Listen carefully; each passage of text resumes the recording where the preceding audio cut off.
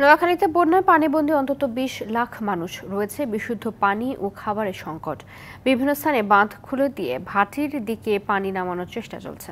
বন্যা পরিস্থিতির আরো খবর জানাতে যুক্ত হচ্ছেন আমাদের সহকর্মী আবুল হাসনাত বাবুল। সেখানে এখন বন্যা পরিস্থিতি কেমন দেখছেন? ত্রাণ সহায়তা বা উদ্ধার তৎপরতা কতটুকু দেখছেন? বিস্তারিত জানাবেন।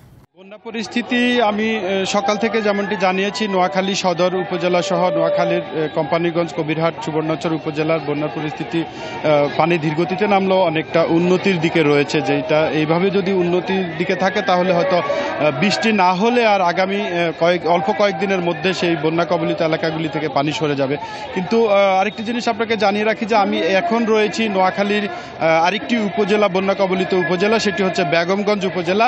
যে বেগমগঞ্জ উপজেলার আমি একটি আশ্রয় কেন্দ্রের সামনে রয়েছে। আপনি ক্যামেরায় দেখতে পাচ্ছেন নিশ্চয়ই, এখানে প্রায় ১,০০০-এর উপরে লোক আশ্রয় নিয়েছেন যাদের বাড়িঘরে পানি উঠে গেছে। কিন্তু তাদের সাহায্যে এগিয়ে এসেছেন সরকারি, বেসরকারি থেকে শুরু করে সকল ধরনের সাহায্যকারী সংস্থা, এবং ত্রাণ সহায়তা নিয়ে ইতিমধ্যে কেন্দ্রীয় যুব দলের নেতারা এবং নোয়াখালী জেলা যুব দলের নেতারাও ইতিমধ্যে ত্রাণ সহায়তা নিয়ে ঢুকেছেন আমরা দেখতে পাচ্ছি। পাশাপাশি আরেকটি জিনিস আপনাকে বলে রাখি যে নোয়াখালীর পার্শ্ববর্তী জেলা ফেনী থেকে পানি নামা শুরু করার সাথে সাথেই কিন্তু এখানে নোয়াখালী, বেগমগঞ্জ এবং সেনবাগ, ফেনীর পাশাপাশি উপজেলা, এই দুই উপজেলা কিন্তু বিকেল ৩টা থেকে পানির পরিমাণ একটু বাড়তে শুরু করেছে বলে এখানকার সাধারণ মানুষ আমাদেরকে জানিয়েছেন।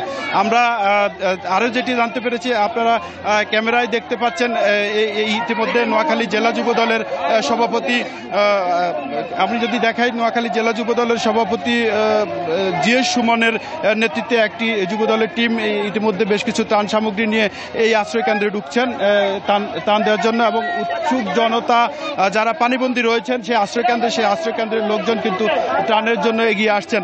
তো আমার এখানকার লোকজনের সাথে কথা বলে আমরা যেটুকু জানতে পেরেছি যে বেগমগঞ্জের এখনো বেশ কিছু এলাকায় কিন্তু পানির নিচে রয়ে গেছে।